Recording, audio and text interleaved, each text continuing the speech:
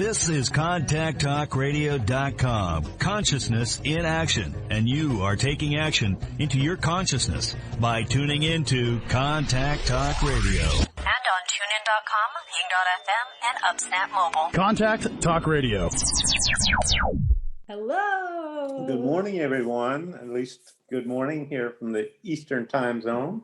Yes, but hello and greetings to wherever this finds you in that moment of time. Yeah, sending lots of love and blessings and great vibes out to everyone today. And as you tune in, integrate with the energies that are coming out to each one of you, because we're definitely engaging some of our processes, sending to each one of you in the way that you can be receptive and get a little feel for what may be available for you personally. So tune in and be receptive to it as you listen in. Yeah, we've got a great show planned today. And before we get into it, I want to step back in time a couple of weeks when I was prepping and preparing and doing some research on our topic today, which is on the count of three. 1, 2, 3. Anxiety. Anxiety. I'm too nervous to talk about it. Anxiety, your friend and mine. And so as we were, counting down the minutes before getting on the radio a couple of weeks ago, with the pot that got stirred with all the research I was an absolute nervous wreck a couple of weeks ago. Do you remember? I do remember that. And it turns out we didn't actually have a radio show that day. There was some planning, I think poor planning on our behalf or something. Yeah, I don't remember what happened, but it I guess it wasn't meant to be at that day. Right. And I'm in a much better space than I was a couple of weeks ago. So I'm grateful for that. Well, Liz, we appreciate you. I appreciate you, focusing on this topic this morning. And I know you've done a lot of prep work and some interesting things you want to talk about and questions as we get into the program talking about anxiety. And so I'm going to kind of let you lead that if you don't mind. And I'm the boss. As usual, but yes. Well, thank you, Robert. I think anxiety is something that a lot of humanity experiences. And, from a personal standpoint and knowing you, I know that we both are familiar with various types of anxiety and how it impacts us. And so I thought it was important to talk about it, to talk about some of the signs or discomforts or even what the energy field looks like when someone is anxious, because I was 28 years old before I realized that I am anxious, and I've been anxious since I was at least 4 years old. I've spent some time tracking back in my life, and I realized anxiety is something that I've lived with my entire life. So much so that I didn't even know the things I were experiencing regularly was anxiety. So I just want to touch on it because I think the first step in healing is becoming aware that there's an issue that needs to be healed. So I want to talk about it, and I want to bring it to light and give some tools and speak our language towards anxiety. Yeah, Liz, this is a great topic. I want to make sure our viewers understand we are not psychologists. We are not psychiatrists. We are not professionals in the sense of the traditional sense. We are professionals in the world of energies and energy management, the human energy field. And we know firsthand, dealing with ourselves and many clients and part of our research, to understand what is the cause and effect as it relates to anxiety in our energy field. Is it the energy field and problems within it that are causing anxiety, or are problems within the energy field brought in, and are they caused by anxiety? So which comes first, the chicken or the egg? And in my research and experience with it, it's a combination of both. And so we're going to talk about all of this over the next hour of this program. Well, let's start talking about a couple different types of anxiety that there are. So one that's near and dear, can I put you on blast? Sure. Okay. This is panic disorders. Mm-hmm. There's generalized anxiety disorder. There's anxiety towards specific events or relationships or the future. There's time anxiety, which maybe we'll talk about a little bit. Social anxiety, separation anxiety, all sorts of anxiety. And One for every. it can be blended together yeah. in different types. And, you know, I know personally that sometimes even some of the suggestions about other anxiety during the days I was struggling with it could stir the pot, and I'd go, holy smokes, I didn't even think about that. And then it would go forward. So that to me, that's one of the challenges sometimes with being in a group where people start talking about their fears in therapy, and all of a sudden that plants some seeds of, well, we may additional things to be anxious about. But yeah, Liz, this is a very important topic because we run into it all the time and have to be aware with ourselves how to manage it. Yeah, my greatest teacher is the world around me. I mean, that's probably true for a lot of people, but I like to learn firsthand, get my hands dirty, if you will. And so I study the world around me and my relation to other people and how they're experiencing the world versus I am. And my immediate family is a perfect example. I've got a mom and dad and a sister and myself, obviously. And my father and my sister comparatively are not anxious people.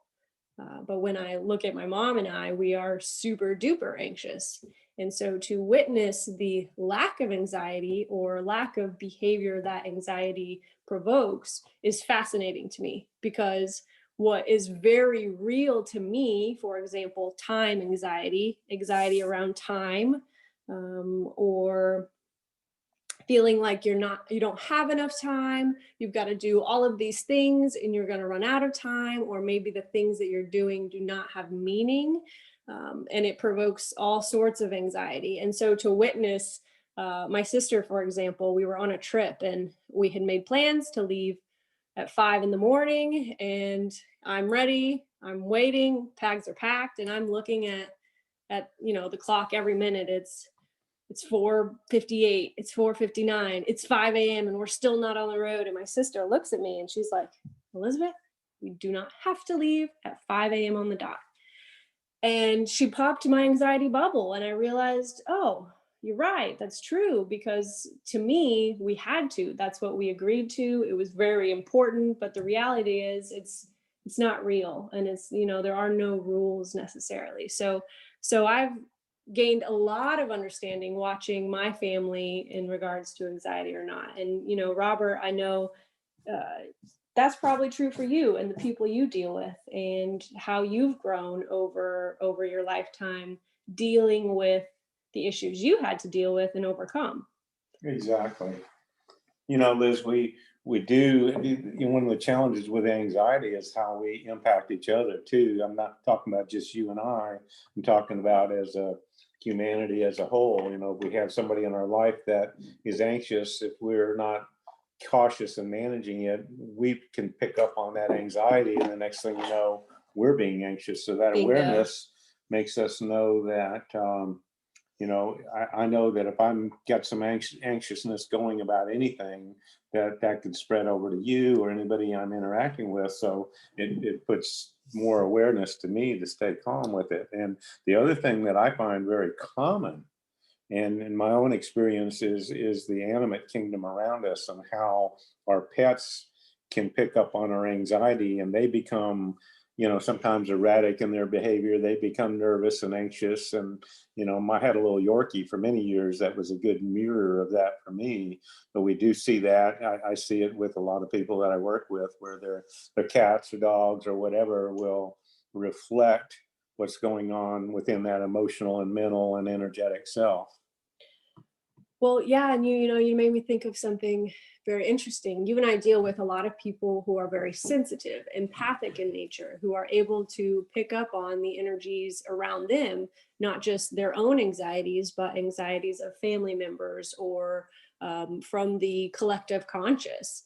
And it's very important as we're unraveling ourself and our purpose to recognize what is ours and what is not ours. And there's a lot of people, you know, my clients at least, that are very sensitive and 50% of the time are picking up on things that really are not their own, but are their children's or their spouse or family members, coworkers, all sorts of relationships. The So environment, what's going on in the news, what's the alignment of the planets, are there things within the house, EMFs, are you gone to a store where it's busy, is there travel involved? There's just so many things that can impact us and trigger that sensitivity to just become more active. So Robert, how would you describe, what are some signs or behaviors of an anxious person?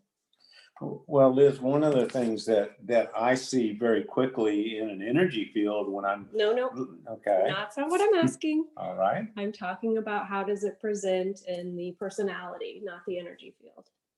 Well, I know for myself that, when for some reason, if I start feeling some anxiety over anything to whatever degree, I feel myself getting ungrounded and scattered and not as organized and orderly as I might normally be. So it can be just a sense of nervousness. It could be, different feeling as far as appetite, just a feeling of scattered. And that's exactly what it is. It's a scatteredness, and that causes confusion, that causes brain fog, causes all types of things. You can even sometimes feel any kind of imbalance in the physical or the emotional or mental as this is being triggered. Yeah, absolutely. I mean, at least on the physical body, some might feel a sense of having a very dry mouth, or chest pain, or nausea, Sweaty palms, increased heart rate. On the mental body, obsessions or compulsions, or inability to quiet the mind, especially when it's directed towards one specific topic, maybe the presentation you have to give on Friday, or that conversation you had 3 weeks ago with your neighbor that went south quickly. Some people experience a trembling, really, or a foot tapping, or nail biting, or when I'm really anxious, I feel like I'm swept up in a tornado. And so, like, while my environment around me appears to be stable and steady, I'm stuck in this swirling energy of anxiety. Yeah, that goes hand in hand with some of the fight or flight syndrome associated with the adrenals and the Isle of Langerhans, the physical aspects that trigger our brain chemistry, that triggers things to protect us. A lot of times that anxiety can be part of a protective mechanism that's gone wild a little bit, or sometimes a lot. So these are all things that, probably most of us anyway that's had, experience with their own anxiety can relate to what we're talking about. Yeah, I mean, it's been a year, 2 years. Gosh, we're still talking about this. We will be for a long time, right? But the anxiety, this is what I felt when things shut down a year and a half ago. Mm-hmm. I felt less anxious than I've ever felt in my life. I mean, there was a sense of peace and calmness that at the time I couldn't understand, but upon reflecting and meditation, I understood that the whole, at least, I'll speak for this region of America, everyone was at home. Everyone was kind of doing the same thing. Everyone was getting back to spending time with family, and we were all kind of confused. And there was the lack of go that is so prominent in American society, and producing and creating and working overtime, that stopped. And so there was a quieting of the energies for a while that was new to me in my 30 years. And that's when I first realized truly how anxious I was on a regular basis. When that anxiety was gone, I realized, oh, this is really nice. This is what peace actually is. Well, interesting perspective, because we know that now when we get back out into the world to go shopping, the frenzy of the traffic, the frenzy of people driving 80 in a 60 zone and in such a terrible hurry to get to whatever's going on in their world. And the anxiousness and uncertainty that's still out there certainly spreads, and it can easily be picked up on as any of us get out and about. So it's all factors. Yeah. And so now, if we think of anxiety as an energetic exchange that happens, if we're putting out energies and it's rippling out to our surroundings and those people that we're interacting with, let's talk about that. Let's talk about what anxiety looks like on an energetic sense, how you are seeing anxiety appear.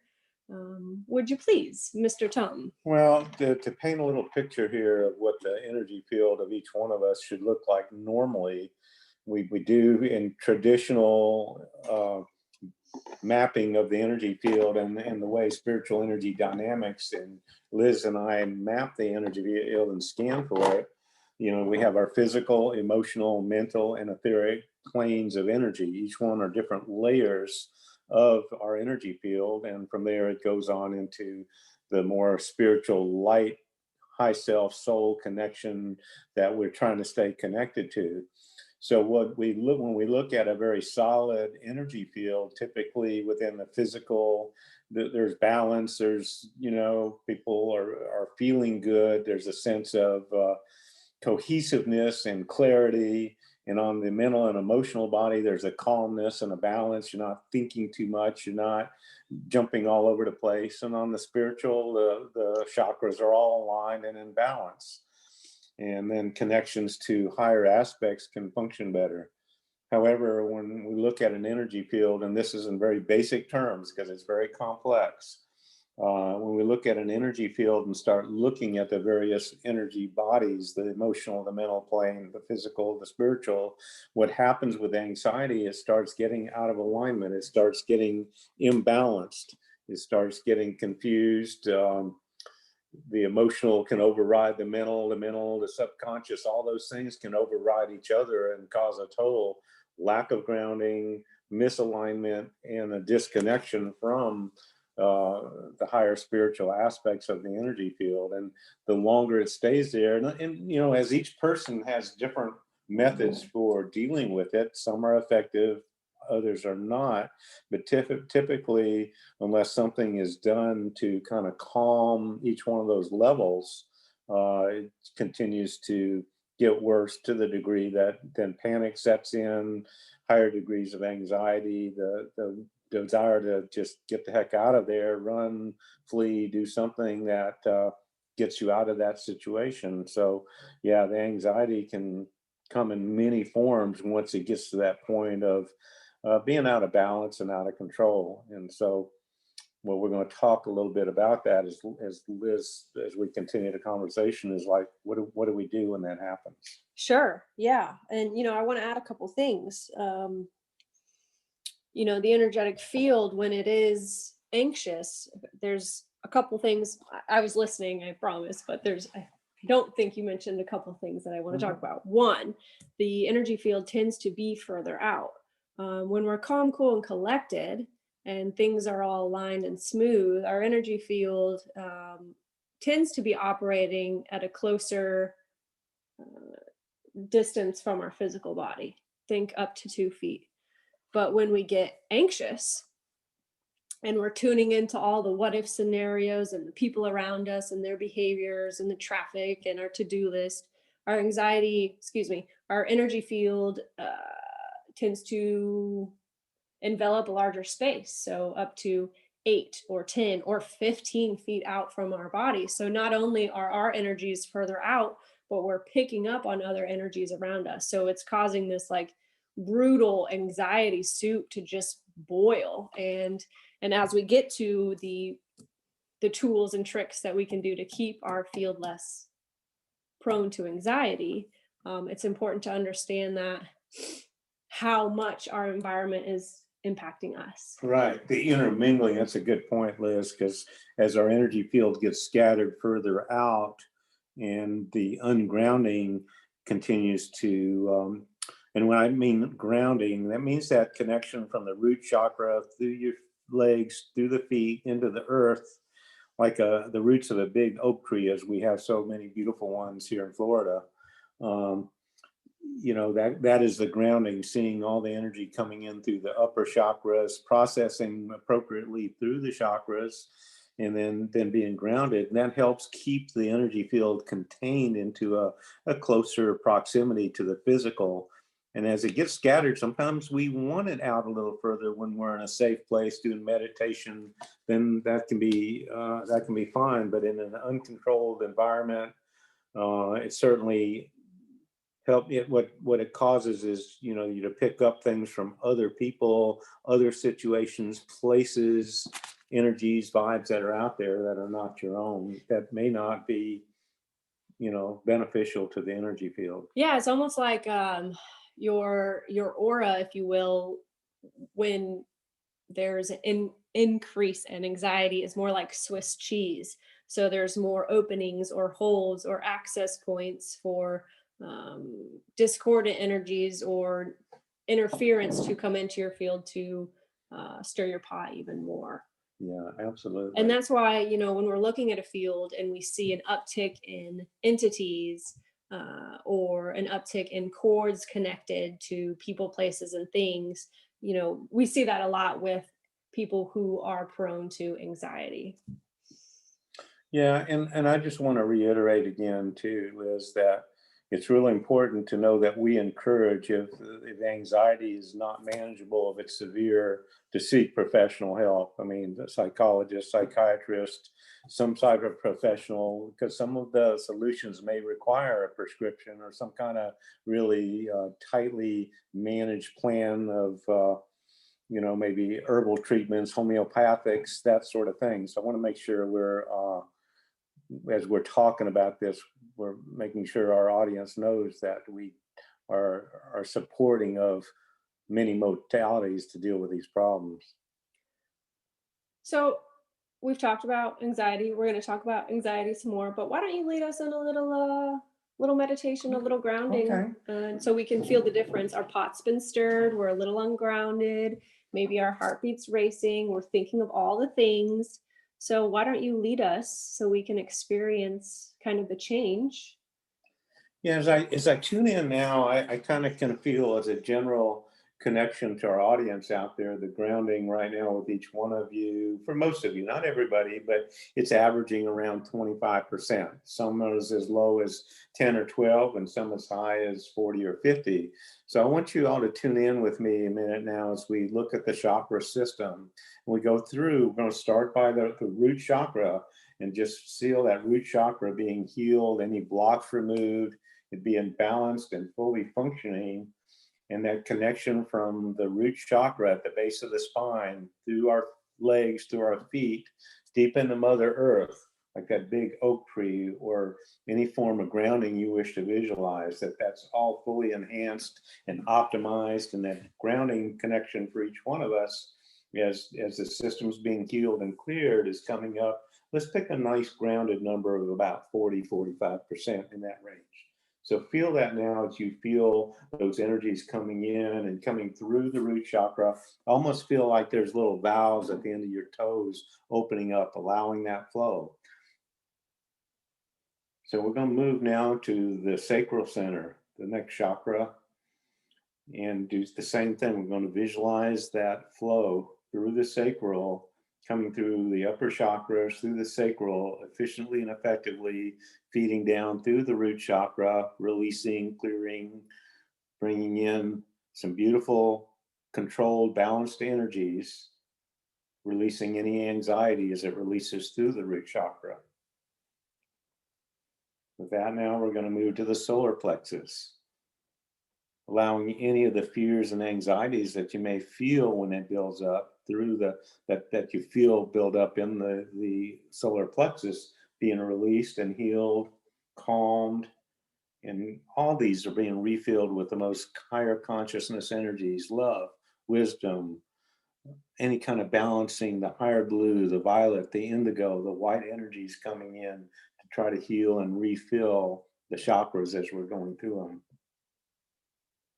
Now we're looking at the heart chakra, calming and balancing and feeling any tension, any anxiety that is built up in the heart chakra to be released as well.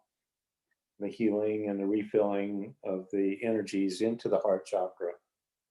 And again, all of this releasing through the root chakra into Mother Earth, being transmuted into most beautiful energies as this is happening. The throat chakra now, if you feel like sometimes it's a little like it's blocked or you can't really express yourself, that's sometimes some signs of some anxiety there. The clarity of being able to speak can be enhanced by clearing the throat chakra. We're feeling that now as it's any discordant energies, blockages, misalignments are all being released from the throat chakra, being released down through the solar plexus, the sacral, the root chakra into Mother Earth.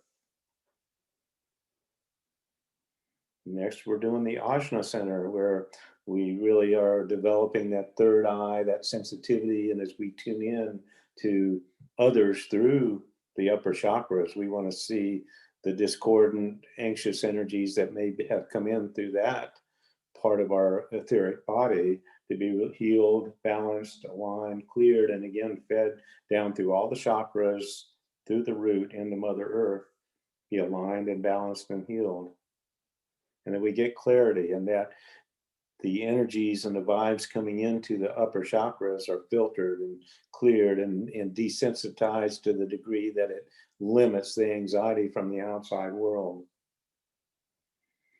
And finally, we're going to look at the crown chakra, feeling those energies coming in, balanced with the right intensity that makes them pleasant to deal with, coming into the system, fully allowing it to flow all the way through the entire chakra system, through the ajna, through the throat, through the heart, the solar plexus, the sacral, and the root chakra out into Mother Earth, healing, balancing, aligning. And we don't want to forget your Adha, Pingala, and Sushumna channels that intertwine the chakras. They're the masculine, the feminine, and the Kundalini that interconnect with all the chakras, interconnects with our emotional body, our mental body, and our physical body, all being aligned and balanced. And we feel our energy field being brought closer to our physical during this process.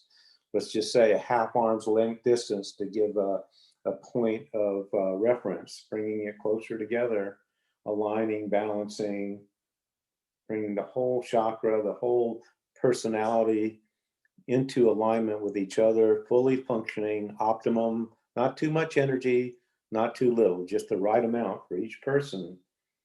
And then with that, opening up and optimizing connections to the human soul and the higher self. So enjoy that feeling as we get deeper into the program now. And thank you for joining me in this little process. Thank you, Liz. Thank you, Robert.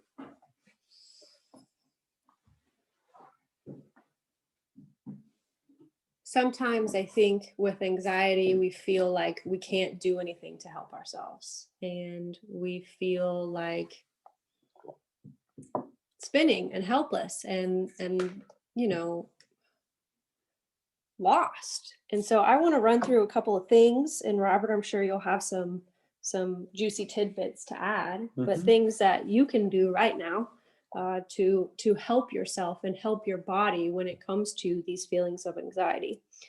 And for me, one of the game changers was ensuring that my body was getting the essential vitamins, minerals, and nutrients that it needs.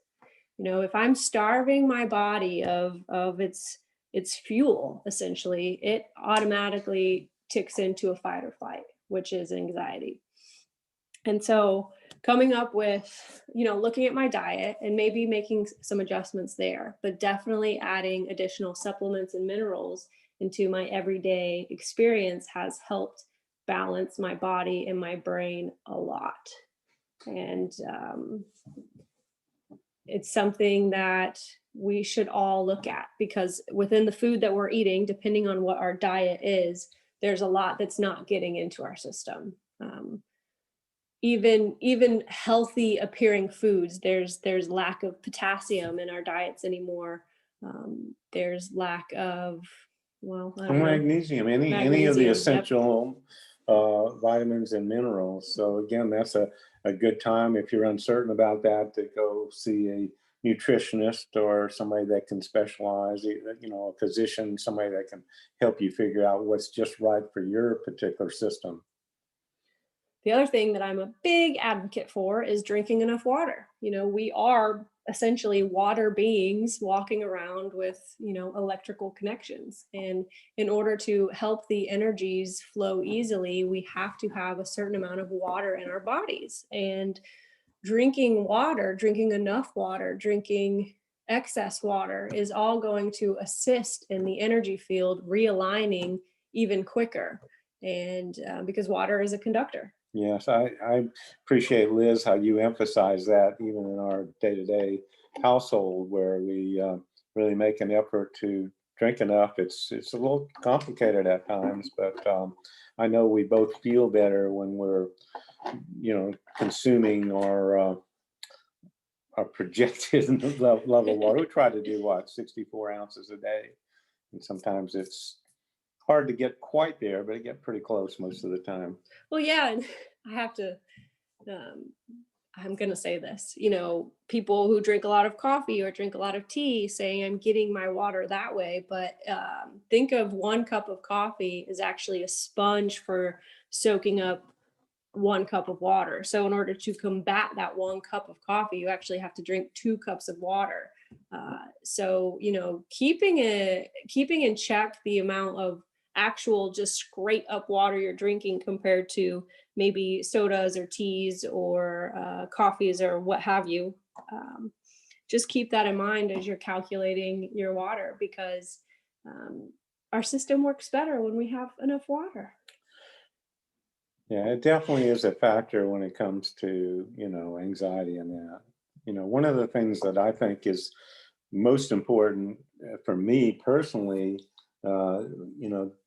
just to get through the day is to make sure I don't let my blood sugar get out of balance. And it doesn't matter whether you're glycemic or hyperglycemic or whatever, we can be affected by, and each person is different. But I know that as my blood sugar gets low, it correlates directly to what becomes an inability to really manage the anxiety until I have something in my system. And for me, I personally find it's good for me to snack, every hour or so on something that my system handles. For me, that's more of a low carb system, but everybody's different, depending on, your physical makeup, your blood type, a lot of different factors, but not allowing the blood sugar to get out of balance is certainly an important factor.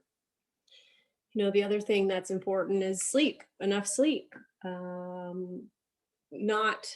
It's a problem that I think plagues a lot of us, the inability to get good, deep sleep. Thankfully, I don't have that problem. I sleep like a little baby. Yeah. But, our brain, our system requires that time, that downtime, that healing and restoration time that happens with sleep. And maybe we can't get a full 8 hours, but maybe we can grab a 30-minute nap in the afternoon, and that's going to give just enough boost and restoration to our system that allows us to keep going. So sleep hygiene is very important. Again, I think if we're getting the vitamins and nutrients and the water we need, our body is more able to relax and go to sleep. Well, there's so many factors: exercise, getting out in nature. Liz and I both have our own spreadsheet type checklists. The real secret too is consistency. I've been doing this for years, where I track, what I take as far as vitamins, what is my, carb calorie balance, how much exercise, how much yoga I do, anything like that. And it's not just the what I do and how much, it's doing it consistently, every day or every other day, whatever I have on my schedule, to consistently do it, because the minute I slack off on it, I start noticing it in the way I feel. So for me, it helps for me to have just a little simple check sheet that says, hey, did I do this today? Did I take my vitamins? Did I drink enough water? All those sort of things. It helps me be more in a preventive mode of the physical aspect of, what it creates and expands the anxiety within myself. Absolutely. And I think it's so important to be the observer of self and start to recognize what is the cause of your anxiety. I've learned that I'm very sensitive to sound. So if maybe there's some sort of fan in the background or diffuser making sound, over time, I become more and more anxious and sensitive and irritated to it. Same with my phone. We're getting a lot of texts and emails a day, and it's our job, but it can also be distracting when we're trying to do something else. So I've learned that if I'm hoping to be productive in a certain area or on a certain project or with a certain individual, silencing my phone for a while helps me be more present in the moment, which I think is what it's all about. I've spent a lot of time asking myself, where does anxiety come from? Chicken, egg scenario. But I think what it really comes down to is one's inability to be present in the here and now. Right on, Liz. And everything, just be aware of EMFs. I wouldn't recommend holding phones up to the ear. Try to use your speaker. Try to do things. You can buy filters online that you can put on phones and on your household appliances to minimize the EMFs. There's certain crystals that can help with that as well. So all these things to be aware of. One of the things that I'd like to make sure everybody understands, because this is a program about managing energies, about managing the human energy field and the impact. And we've talked a bit about things that in our world that can cause us problems. One of the challenges as I teach the classes on the subject of energy management, that's the key part of spiritual energy dynamics, is self-empowerment by learning to manage your energies. And it doesn't have to be our modality. Our modality has some very cool measurable tools and perspectives on the overall energy field. But what we find is other modalities, whether it's yoga or Reiki or whatever, if you're properly applying those to your energy field, you can certainly help manage the anxiety. But keep in mind, a lot of people out there thinking that all their anxiety or all their problems is because of discordant energies. And that's just not the case. It has to be a balance. It has to be blended with other habits, like I said, checklist of going outside, getting by some trees or out in nature when I feel some anxiety building. That helps a lot too. And I do things to help manage my chakras, to calm the emotional mental body. But it's not a one size fit all for everything. It's not all about the energies, but the energies are impacted, and it can be the result of some discordant energies. You just have to figure out what that is and find that practice that's right for you. If you'd like a consultation with us to talk about this, to look at your energy field specifically, to talk about your situation, your environment, Liz and I do this. That's what we do. That's what we specialize in as far as energy management. And Liz, how do they best get in touch with you for a complimentary appointment with you? So all my information, my online calendar, my email is located at www.lizwithwings.com. There you'll find my phone number if you want to shoot me a text real quick.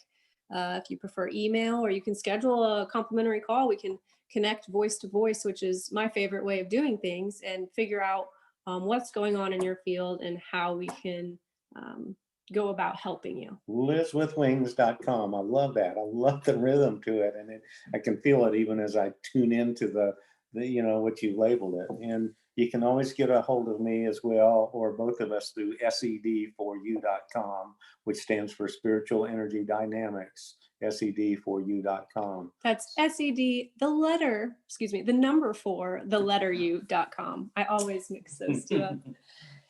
I want to talk, let me go for a second. There's a great book out there that if maybe you're a little bit nervous to reach out to us. I get that, but we're very kind, so please don't have any nerves. But if you're nervous, but you want to learn more, or you want to go maybe read more about what you can do, or you want to learn about being more present in this moment, I've got 2 really great books.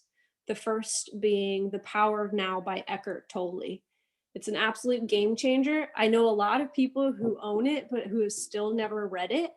I recommend getting past the first couple of chapters, and then it really takes off. But if you are struggling to even understand the concept of being present in the moment, that is a great place to start out, to really learn about what it means to be mindful, which also... To be consciousness, observing self. Yes. I love the way he talks about that. And in the book, he makes it really clear that just being that observer oftentimes brings in balancing vibes and can help with the grounding. Yes. His spoiler alert, a lot of it is about, the past doesn't exist. The future doesn't exist. The only thing that's real is the here and now. And when we become alive in that moment, man, when I can get myself into that position, that presentness, miracles happen. I feel love, I feel happiness, I feel joy. When I'm thinking about the past or planning for the future, those things can't happen. I have to be fully alive in the moment and in my body here and now. And that book has been a great place for me to start when it came to discovering being present. So again, that's The Power of Now by Eckhart Tolle. And one of my other very favorite people in the entire world is named Thich Nhat Hanh. He's a Vietnamese Buddhist monk. He started the Plum Village in France, and he's got a boatload of great materials about mindfulness. You can pop on the internet and watch his talks or do his meditations, but he is such a sweet, kind, enlightened soul here to help us. And I found one of his mantras, if you will, and I'll share that with you now. Breathing in, I calm my body and mind. Breathing out, I feel at ease. Dwelling in the present moment, I know this is the only moment.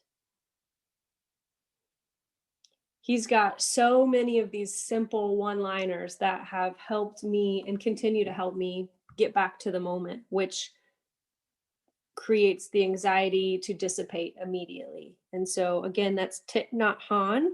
He's a Vietnamese Buddhist monk, and he's got a lot of books on being mindful. How would you spell that, Liz? Oh, okay. This is fun. THICHT space NAHT space HAHN. That could be totally incorrect. I'm not convinced that I looked that up, but it's somewhere that'll get you there. It'll get you in the ballpark. It'll get you there. I like that, Liz. Thank you for that recommendation. I think one of my favorite books to recommend is The Edge Effect by Dr. Braverman. And what I like about that, in the early, you don't have to, it's not a book you got to sit down and read. Right. Early in one of the early chapters, there's a self-test that takes about 15 or 20 minutes that asks you a different questions. It's kind of like a typical psychological test that evaluates your brain chemistry. The book is about the 4 main types of brain chemistry and what happens if they're out of balance. And within the book are different lists of symptoms and the experiences of that, and what some of the solutions may be, including contacting a professional on it to get evaluated. But I've found for myself, I've taken that test about 4 times over the years with different frames of mind and moods, and it always comes out to the same answer and it recommends an herbal remedy for me that I can help with balancing if my system gets out of balance. So it's a great book, Dr. Braverman and the Edge Effect. Highly recommend it. So the one other book that I do like to recommend, of course, is The Standard Soul Psychology by Joshua David Stone, which helps with managing that subconscious and things that you can do, from mantras to visualizations and things that you can do to help calm that subconscious mind and calm the whole anxiety. So all of that helps. And, you know, along the way, what we do with our clients, when we have clients that get into situations with anxiety, we get texts and emails along the way, or phone calls. We help balance the energy field. Sometimes hearing that friendly voice or knowing somebody on the other end is helping. And that's what Liz and I do in those situations. And we help bring the energy field back into alignment with our special techniques that we teach in our classes and practice ourselves. It's a very important aspect of managing our energy. So those are the kind of things we can help with our programs. We have a variety of programs that we offer, and we try to help people through coaching and energy management to learn to be empowered and help to manage it themselves based on each individual circumstance. Well, and I'll tell you, it's 1,000,000 times easier to either get back to balance or be balanced when your field is clear. You know, when you've got a lot of discordant energies in the field, anxiety is going to be more prevalent and all encompassing. But when your field is clear and aligned, it's much easier to find that place again and again and again and again and again. You know, it's interesting too, Liz, as we talk about this and we look at relationships, and oftentimes if we have somebody in our lives that gets a little bit anxious once in a while, to not get confrontational, not to make sure you do things that are calming, give them some space, you know, calmly, you know, hey, can we get something to eat? Or, you know, maybe you could do some grounding, go do some yoga, go for a walk is a really easy thing to get outside. But the one thing to avoid, if you're in a situation anywhere with anybody and you feel they're in a high anxiety mode, instead of, you know, getting in that same mode and getting angry or frustrated, make sure you stay calm and balanced and try to bring calmness and peace to that situation, even if that means walking away, giving space, or, you know, letting that individual go deal with it on their own, not getting too engaged. You sound like you're coming from experience. Yeah, I have a little bit of experience there, for sure. Well, And I know it makes me more self-aware too, that I know that, you know, my energies can, when they get out of alignment, can impact somebody else. So that in what I do, you know, I can't afford to have that happen. I have a responsibility to practice these techniques myself and to stay as balanced as I can. Right? that's right. You do a pretty good job, my friends. So, Well, hey, thanks so much for joining us on this beautiful, beautiful day. I encourage y'all to get out and experience the nature, go sit on the ground somewhere, go soak up some of that beautiful vitamin D from the sun into your third eye, and know that regardless of what's going on in the world, you are loved. absolutely. And make sure that if you do have a tendency of having anxiety issues, don't beat yourself up. If you have an episode or a panic attack or something, just calmly go, well, okay, next one I'll deal with better. And sometimes it's going to be better and worse. And that's speaking from, you know, a lifetime up until the last 10 years, having a lot of anxiety and panic. And so beating yourself up is not a good thing to do. Just calmly, like, hey, okay, hey, Robert, that was okay. You managed it. You got through it. You dealt with it just like you're supposed to. It's all part of calming that subconscious and empowering yourself and feeling good about yourself too. It's very important. Absolutely. Well, thanks so much, folks. We'll catch you next time on Spiritual Energy Dynamics. I'm Liz Starkey here with Robert Tum. Thank you, everybody. We're sending lots of love and blessings to everyone. Thanks for tuning in.